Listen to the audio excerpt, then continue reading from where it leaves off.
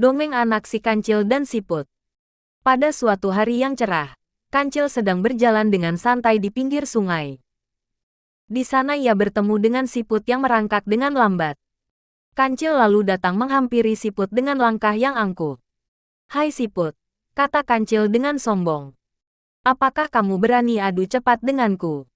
Mendengar pertanyaan itu, Siput tentu saja terkejut. Ia merasa diejek oleh Kancil. Walaupun begitu, Siput menerima ajakan Kancil. "Baiklah, Kancil," kata Siput yang menerima ajakan Kancil. "Aku terima ajakanmu. Tapi jangan malu ya, kalau nanti justru kamu yang sendiri yang kalah." Hahaha. Seketika Kancil tertawa mendengar ucapan Siput. "Mana mungkin kamu bisa mengalahkan aku, Siput? Kamu adalah hewan perangkak yang sangat lambat." Mendengar hal itu, bukannya membatalkan ajakan Kancil, Siput justru makin menantang Kancil. "Baik, tentukan saja kapan kita akan berlomba." "Hari Minggu besok, di sini," kata Kancil. "Pasti akan ada yang melihatku memenangkan lomba. Catat itu." Kancil lalu bergegas pergi dengan tertawa. Sambil menunggu hari perlombaan, Siput mengatur taktik agar Kancil bisa merasakan rasa angkuh dan sombongnya dengan kekalahan. Ia segera mengumpulkan semua siput yang ada di sekitar sungai. Mereka semua tentu saja ingin Kancil kalah.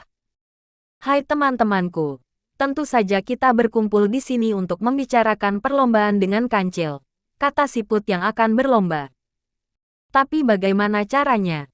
Kita memang sudah pasti kalah, karena kita merangkak dengan lambat," kata siput yang lain. "Kita harus membagi tugas," kata siput.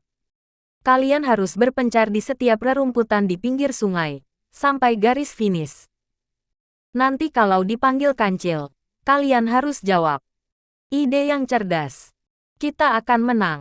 Akhirnya datang hari perlombaan. Semua siput sudah siap di posisinya masing-masing. Penonton bersorak-sorai.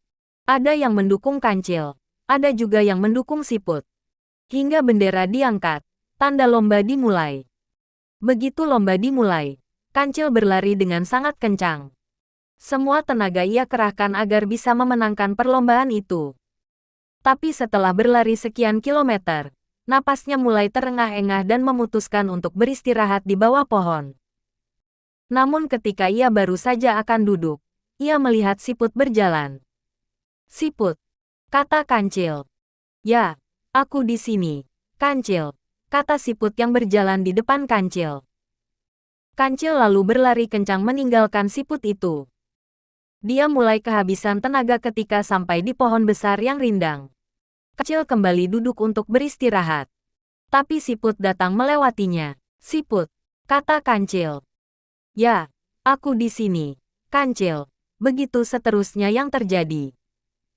Hingga Kancil kelelahan dan Siput memenangkan perlombaan. Di garis finish, Kancil mengakui kekalahannya. Sementara, Siput yang memenangkan perlombaan hanya tersenyum tipis. Siput tidak merayakan kemenangan dengan berlebihan. Pesan moral, kita harus berani mengakui kekalahan ya.